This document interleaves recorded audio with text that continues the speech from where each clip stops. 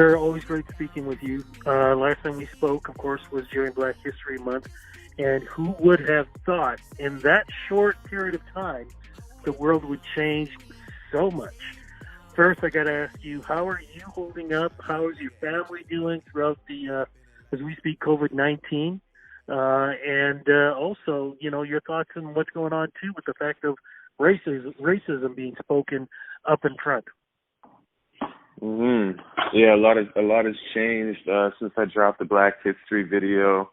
It's good to see that, like, it's becoming more of a mainstream topic now that people are addressing and starting to get more comfortable with. COVID was responsible for helping me with the project, I have to say, because I was locked up in quarantine with nothing else to do but create. So I was like, you know what, I'm gonna come out on the other end with something to show for, like, all this downtime, But there's been some ups and downs, but the main thing is that I'm glad that Black History is kind of the whole point of that song kind of became more mainstream. Even though Black History might not have got as much love as it deserved, I feel that, like, for the greater good, like, the conversation is becoming more mainstream. Well, it definitely has. And like I said, so much has changed. What drives me crazy right now, not just with COVID and all these things that you've seen on social media, is the fact that here in Toronto, I got to say, it's probably been the best weather that we've ever had. And we can't go anywhere. We can't do anything. Mm-hmm. But you created music that at least if we want to think about it or put our imagination to it, we would be where we want to be, and that, of course, is the party, man. Congratulations on the new EP. How does it feel putting together something that we really definitely needed for the summer? It was great. Like, it's been something that I wanted to put out for a while, the Champagne in the Morning concept, and I just felt like now was, like, the right time. I have a song on there called Isolated, and it's basically just about, like, you and a significant other basically just, like, self-quarantining, self-isolating, like, getting, like, a little cabin or Airbnb, like, out of the city you stay in, you know what I mean, and just kind of, like, isolating. So I tried to make it relevant for these times. Like, even though, Just Be Down's a big party record, I still wanted to have, like, stuff that was, like, isolated, that, like, will speak to the time that we're in. But, I mean, as long as it's not a 50-plus person party, you can throw on the Just Be Down and get away with it. It's interesting how you were able to adapt. Was it difficult? Was it something that just sort of, like, hit you? And has it changed the way you write music, dealing with this crisis that not just in Canada but around the world?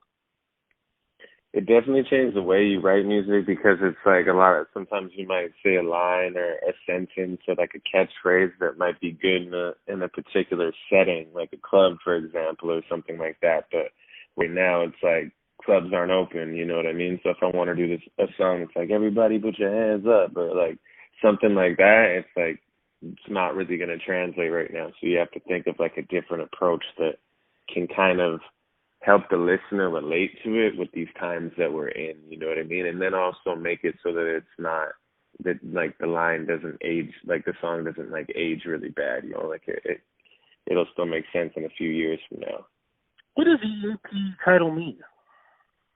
Champagne in the Morning for me is like kind of just like a lifestyle that I've noticed myself kind of like living. I like to travel a lot. I like to go to like a lot of Sunday kind of like brunch day parties where, you'll be sipping the mimosa and stuff like that. So when I'm on vacation, it's like champagne in the morning. You wake up, you go hit the pool, you get your breakfast or whatever. Canadians, we travel a lot during the winter, down south. So it's just kind of that vibe, having an umbrella in your drink, or like, just meant to be kind of like a celebration, to be in a place to pop champagne in the morning kind of symbolizes that, like, you're in a good space, you know what I mean? You probably don't have to work that day, you know what I mean? So it's meant to be like a good vibe. Just be down, say it down, hold it down for me, say it down for me. Just be down, say it down, hold it down for me, say it down for me. Sounds sounds like what the lead track is all about, and the video too. What, of course, is the lead single, and what's the song about? Just Be Down. That's just like a playful track, you know, just a kind of around like a male and a female energy. You know, and just asking the girl to just be down, and, you know, talking about, you know, we got good energy and stuff like that. You know, catching all those vibes and just having a good time at the end of the day. That's kind of what the whole premise of the project. I just wanted it to be fun. Definitely like something that you could listen to front to back at like a party or like, you know, summer barbecue or something. You're not on your own on this one. You've got another amazing vocalist. Who is that? On Just Be Down, that's Nyce. He's actually from Scarborough originally, but like he grew up in Vancouver, but he was born out there on the East Coast. Amazing. How did you two hook up for this? Nyce, he's been a staple in Vancouver for a while. He was actually signed to Swollen Members. I'm not sure if you've heard of them. I'm sure you have. Mad Child. I've interviewed them many a time, my friend. We're talking old school classic and legends. Exactly. I'm sure you know a lot about him. So he was actually signed to them, I think, around 2017, 18, 19, and he was on their album Armed to the Teeth. And he's just been like someone who I have mutual friends with in the city. You know, we did a song back in the day, and I just had this beat in mind, and I knew his vocals would go over it, and you know, my intuition was right. It definitely was. You've got to describe the video, though, because for folks who haven't seen it yet, you balance a way of showing sexy without raunchy and classy all together. Thank you. I'm glad you noticed that. That's kind of like, that's definitely like come into play over the years, like with having a manager helping me get my branding right and figure out what exactly I want to portray and like what exactly I'm about. So yeah, like you said, it was just a fine line between like raunchy and, you know what I mean? I want to always like have that aspect of like beautiful women and good times, because, you know, these are women of the world. Who doesn't like women?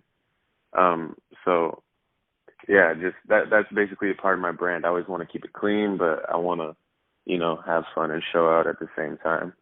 Where did you do this video, and when was this video done?